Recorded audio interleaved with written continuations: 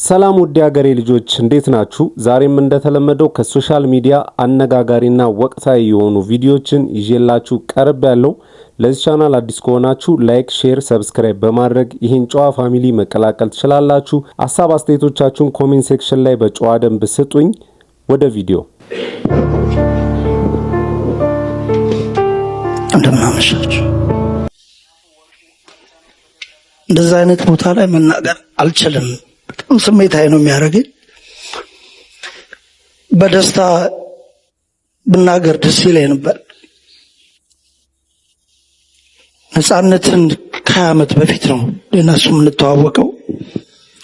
ባህር ዳር ያለሽው የሚለውን ዘፈን ካልነገርሽኝ የሚለውን ዘፈኔን ዳይሬክት ያደረገልኝ እሱ ነው። ባህር ዳር ለሽጆ እጄ ያኔ በዳዊት እንዚራ ጊዜ እየሰራ ፒያሳ ነው የምንተዋወቀው። አበባ ደሳለኝ፣ አብሪሽ ዘጌት፣ እኛ አንድ ላይ ሆነን ማለት ነው።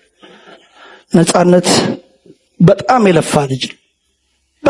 በጣም የለፋ የደከመ ልጅ ነው። ከኡራኤል ፒያሳ ድረስ በእግሩ እየመጣ እኔ ደግሞ ከጉርድ ሾላ ፒያሳ ኮንታክት ማስታወቂያ የሚባል ነስዩ ቴድሮስ ተስፋዬ ጣይቱ አካባቢ ብቻ በጣም የደከመ ልጅ ነው። በጣም ብዙ ጓደኞቻችንን አተናል። እግዚአብሔር እኛን እንደዚህ ቆሞ ከመናገር ይሰውረን። እውነት በተለይ ያለ ዕድሜያቸው ብዙ እነ ማዲንጎ እነ ታምራት ደስታ እና ጫሉ የመሳሰሉትን አተናል። ከዛ ይሰውረን። ከእንደዚህ አይነት ብዙ መስራት እየቻሉ ብዙ ማፍራት እየቻሉ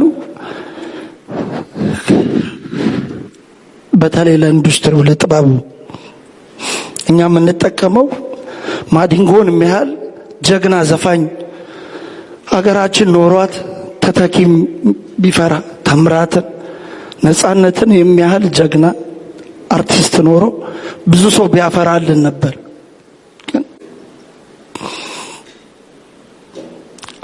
ቆመን ከመናገር ከመመስከር ያድነን እግዚአብሔር። ለቤተሰቦቹ መጽናናት፣ ለልጆቹ መጽናናት፣ ለሱ ደግሞ መንግስተ ሰማያትን ያውርሰው። አመሰግናለሁ። አሜን። ኦግዚኦ አርፍ ለነፍሰ ገብርከ ቃለ አብ ሀገረ ሕይወትን መንግስተ ሰማያትን አውርስልን፣ ልጆቹን አጽናናልን። በዚህ ያላችሁ እንዴት አመሻችሁ? እንዴት አመሻችሁ? እንዴት አመሻችሁ?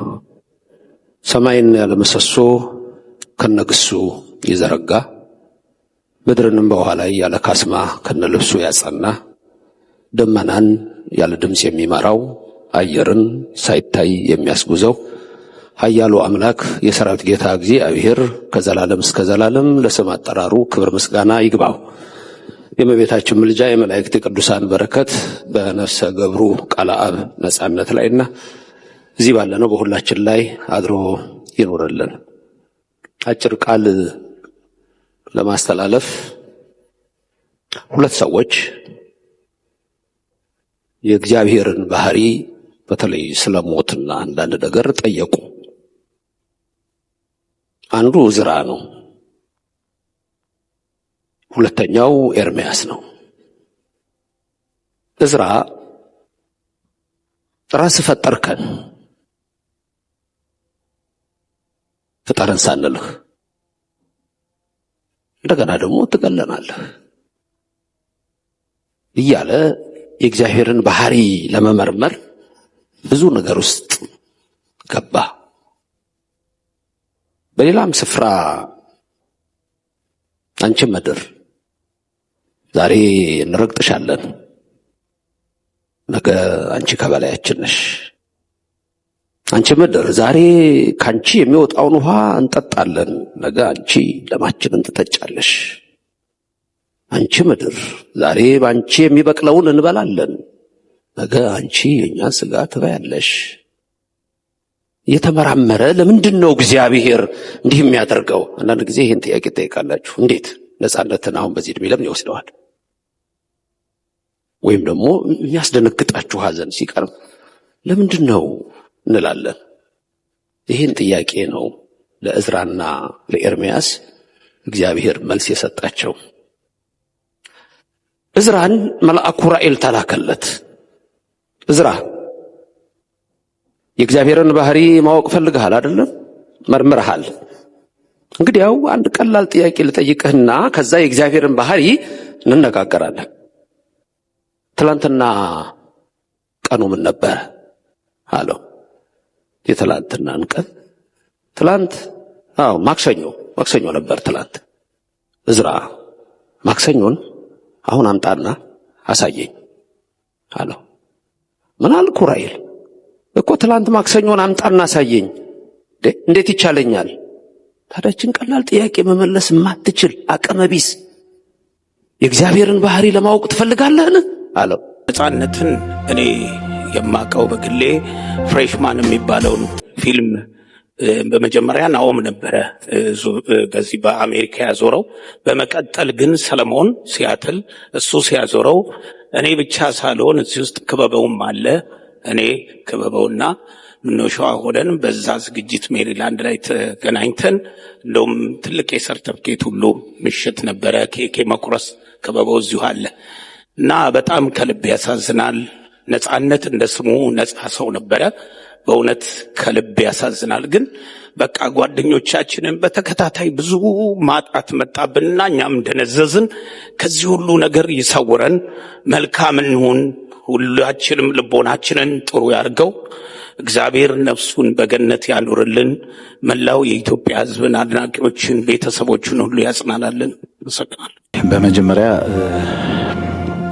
እኔ ነፃነትን ወደዚህ ኢንዱስትሪ ተቀላቅሎ ለመጀመሪያ ጊዜ በመድረክ ያየሁት ፍሬሽማን የሚለውን በሀገር ፍቅር ቲያትር በዛ ጊዜ በጣም ተወዳጅና ረጃጅም ሰልፎች በነበሩበት ጊዜ በእንግድነት ተጠርቼ አይቼው በጣም የተደነቅኩበት ልጅ ነበረ። ከዛ በኋላ እንግዲህ እኔም በሙያዬ እሱም በሙያው ወዳጅነታችን ቀጥሎ ለረጅም ጊዜ የቅርብ ጓደኛው ነበርኩኝ።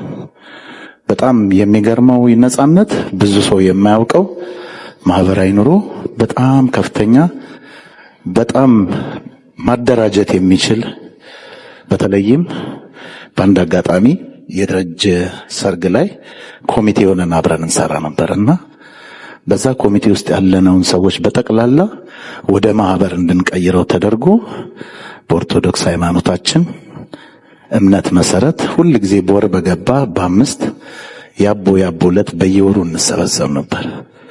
ነፃነት የሌለበት ማህበር ምን እንደሆነ አስቡት። ሁል ጊዜ የምንናፍቀው ያንን ቀን ነፃነት ጋራ መገናኘት፣ አብረን መጫወት፣ ያንን ቀን የምናከብርበት ነበርና በሱ ምክንያት የተሰበሰብን ማህበርተኞች አለን። እንደጋጣሚ ሆኖ እኔ በጉዳይ መጥቼ እዚህ በቀብሩ ስነ ስርዓት ላይ ባለሆነ ሐዘኔ በጣም ከፍተኛ ነበር። በጣም ከልብ ነው ያዘንኩት። ታውቁታላችሁ፣ በዚህ ሀገር ጮሁ የማይለቀስበት ከጓደኞቼ ጋርም ሳልሆን እዚህ ሆንኩኝ። እንዳጋጣሚ ይሄ ደግሞ መርሃ ግብር ደግሞ እዚህ ባላችሁት ደጋግ ሰዎች፣ መልካም ሰዎች ተዘጋጅቶ በመገኘቴ ነፃነት ስለታሰበ ደስ ብሎኛል። ቤተሰቦቹን፣ ልጆቹን እግዚአብሔር ያጽናቸው። ነፃነት ጥልቅ ዕውቀት ያለው በሁሉ ዘርፍ መስራት የሚችል ያለ ጊዜው የተቀጨ ዳግም የማናገኘው ወጣት ኮሜዲያን፣ ቲያትር የመድረክ መሪን ያጣነውና ከልብ ብዙ ኢትዮጵያኖች አዝነዋል። እንደ ሙያተኛ እንደ ኢንዱስትሪ ደግሞ ኢትዮጵያ ትልቁን ሙያተኛ ነው ያጣችውና ቤተሰቦቹን ያጽናናልን፣ የሙያ ጓደኞቹን እንዲሁም በመላው ዓለም የሚገኙ አድናቂዎቹን በሙሉ እግዚአብሔር ያጽናቸው። ከልብ አዝኛለሁኝ። ይህንን መርሃ ግብር ያዘጋጃችሁትን ከልብ አመሰግናለሁ። እግዚአብሔር ነፍሱን በአጸደ ገነት ያኖረኝ። መውጣቴ በፊት ብዙ አብረን እንገናኛለን፣ እንጫወታለን። አሁን ደግሞ እዚህ ከመጣሁ በኋላ ደግሞ ቲያትር ይሰሩ ነበር እሱ ኦርጋን እያለ በጣም ቁም ነገረኛ ሰው ነው ነፃነት እና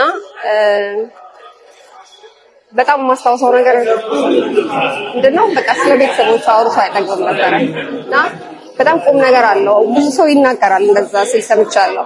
በጣም ቁም ነገር አለው። ምክር ይወዳል፣ ሰውን ይመክራል፣ ያጫውታል፣ ያስታርቃል። አንድ መጥፎ ነገር አልሰማውም ስለ ነፃነት።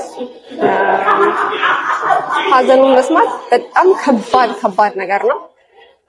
እንጃ እንዴት መጽናናት እንደሚቻል አላውቅም። እግዚአብሔር አምላክ ቤተሰቦቹን ያጽናቸው፣ ያጠንክራቸው። ሁሌ ጥሩ ነገር ነው የሚያወራው፣ ቅን ነገር ነው ማየት የሚፈልገው ከሰው ውስጥ እና ሰው ነው ያጣረው። በጣም ይቆጫል። ነፃነት ነፍሱን ይማረው። በኢትዮጵያ የኪነ ጥበብ መድረክ በሁለገብ ባለሙያነቱ እጅግ የተዋጣለት የጥበብ ፈርጥ አርቲስት ነፃነት ወርቅነህ በስጋ ከተለየን ዛሬ 5ኛ ቀኑን ይዟል። ነፃነት በመድረክ ትወና፣ በፊልም፣ በኮሜዲ ዘውግ፣ በቴሌቪዥን ሾውና በመድረክ መምራት ብቃቱን ያስመሰከረ እንቁ ባለሙያ ነበረ።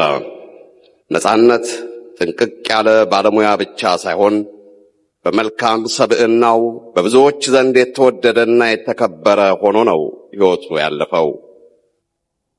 እረፍቱ በተሰማ ጊዜ ከልጅ እስከ አዋቂ ማቅ ለብሶ ያነባለትም ለዚህ ነበረ። ነፃነት ከአብራኩ ለተገኙ ልጆች ብቻ ሳይሆን በየመንገድ ላይ ላሉ ጎዳና ለወደቁ ምስኪኖችም አባት ሆኖ ነበር የሚያሳድጋቸው። ደግ ሰው አይበረክትምና ባልታሰበ ሰዓት መልካምነቱን ትቶልን አልፏል። ለቤተሰቦቹ፣ ለወዳጅ ዘመዶቹ፣ ለሙያ አጋሮቹና ለመላው የኢትዮጵያ ሕዝብ መጽናናትን እንመኛለን።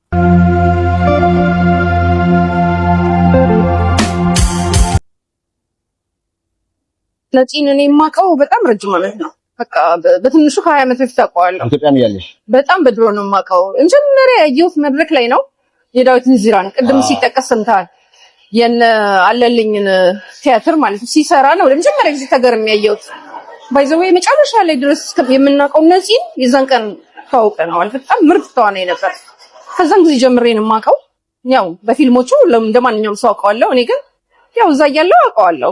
ሚዲያ ላይም ስለነበርኩ ነው አውቀዋለሁ።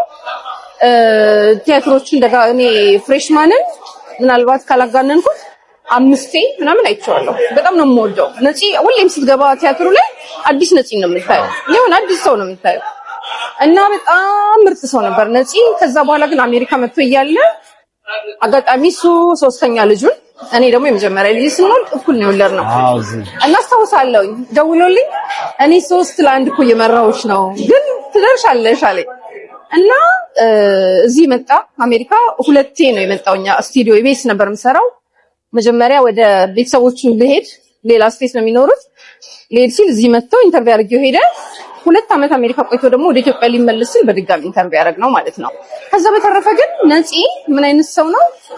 በጣም እንዲህ ኦፕን ላይፉን ሁሉ አደባባይ ላይ የሚያወጣ ሰው አይደለም። በጣም ቁጥብ ነው። በጣም ተጫዋች ነው፣ ግን በዛው ልክ ቁጥብ ነው። አስተያየት ሲሰጥ ስለምንም ስለ ፖለቲካ ተሰምቶ አይታወቅም። ስለ ተለያዩ የማህበረሰብ ጉዳዮች አውርቶ አያውቅም። በጣም ቁጥብ ነው። ከዛ ደግሞ ሰው ነው። በጣም ጓደኞቹ አብረውት ይሰሩት። እኔ የቲያትር ባለሙያ አይደለሁም፣ የፊልም ባለሙያ አይደለሁም፣ አልሰራው። ያው ግን እንተዋወቃለን፣ እንግባባለን። ግን ጓደኞቹን በተለይ ጓደኞቼ ስለሆኑ ሲነግሩኝ በጣም ሰው ነው። በቃ ከልቡ አንድ ማድረግ ግሩፑን አንድ ማድረግ ይችልበታል። ጓደኛ ሲሆን ደግሞ ከልቡ ጓደኛ ነው እና ከዛ በላይ ግን በቃ እንደ አርት ባለሙያ ነፂን ማጣት ከባድ ነው። በጣም ከባድ ነው። እኔ በቃ ሞቶ የለም ብዬ ሳስበው ልቤ በጣም እንትን ይልብኛል።